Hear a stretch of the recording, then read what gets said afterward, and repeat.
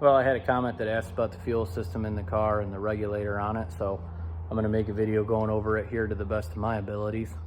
Hopefully you understand what I mean, and if you don't, you can let me know in the comments that I'm a moron and I'm explaining it horribly. So basically, this is an Aeromotive regulator that is just like an A2000, but it is for fuel injection. It has a higher pressure rating. If I remember right, it's like 40 to 120, and I have not been very happy with it, to be honest. I may be doing something wrong. I'm not going to rule that out, but I've had quite a few issues with it. Before, I had a actual A2000 that, if I remember correctly, it's 2 to 20 PSI. It's 4 carburetors. This was on the car for years. Now, granted, I didn't drive the car a lot, but even sitting, this one never gave me any problems. I wrote it on the box here. 13202 is the A2000 for a carb. The 13133 is the injection one, the higher pressure one. And it actually even comes with another spring for even higher pressure if you needed it. Now, the first issue I had with it was shortly after I got the car together and got it running, I go to start the car the one day and I hear the fuel pump just groan real hard, then shut off. I look, it's popped my fuse, which I thought was odd. So went through the wire, checked it, couldn't find any bad spots in it, nothing. Stuck another fuse in it, keyed it back on, watched the gauge. It's making 145 pounds of pressure, and it's supposed to be making 59.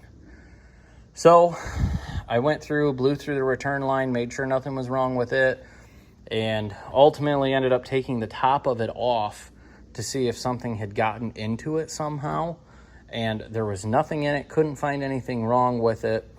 And when I had it apart, can't really see it in the bag here, one side of the spring, is a little flatter than the other in that spring that's in there. So I actually flipped it upside down of how it came, then all of a sudden it worked. So I tried it then at Norwalk the last day of power tour. When I'm getting ready to pull up to the burnout box, the car starts running horrible. AFR's not reading right. It's actually reading too rich, which I thought was odd. Car made a horrible pass. And when I get it back to the pits, I realize it's only got 40 pounds of fuel pressure now. I had to turn that regulator in 5.5 turns to get it to bring the pressure back up to 59. So I'm going to change it out just because I don't trust it anymore. I don't want to end up hurting something because it's always changing pressures. The low pressure one, the A2000, never had an issue. This one, I've only got about 350 miles on the car and I've now had 2 issues. I did like it with it's got a 10 AN in and a 10 AN return and then 8 AN outs. This one, being the extreme flow and the regular A2000 for the carburetor, both have all the same ports in it. It's part of the reason I went with it. So even though I switched the car to injection and needed higher pressure, I could use all my same lines. But it's got me nervous now, so we're changing it. But how I plumbed the car was I've got the lines running down through there. Clearly, they're making their way towards the header, so I need to get a P-clamp over here on the fender or something. But they run down, and when they get under the car, they go into the frame rail. Let me get under here. See what I'm talking about. I've got them tucked up into the frame rail. Right here is my Aeromotive fuel filter that I have in it. And then as they come back further under the car, get adjusted here. Back here, they kind of dip up and they go over where the control arm mounts are. They actually follow on top of the frame rail, between the frame rail and the body, all the way until the fuel tank. And I don't think with the exhaust I'm going to be able to get in there to show you. Well, I tried getting my phone up in there and I just can't show above the frame rail there by the control arm mounts with the exhaust and everything. Not a lot of room.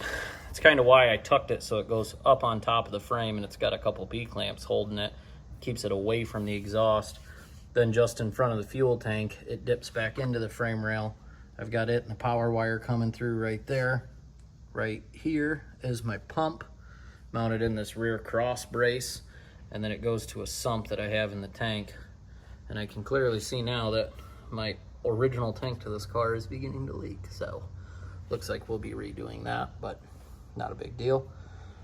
That's how I have the feed run. Now, I used to have a pre-filter to the pump right here. I know you're supposed to, but I was having issues with it's making this line make such a hard bend that it doesn't reach over far enough to put a 90 and run a straight line, but with it coming straight out of it, or a 45, the bend was so strong on that line that it wasn't going to work. That made me uncomfortable.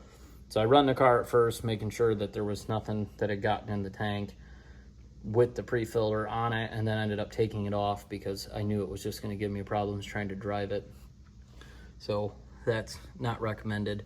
I don't recommend that. You should always run a pre-filter prior to your pump, but I'm not following my own advice.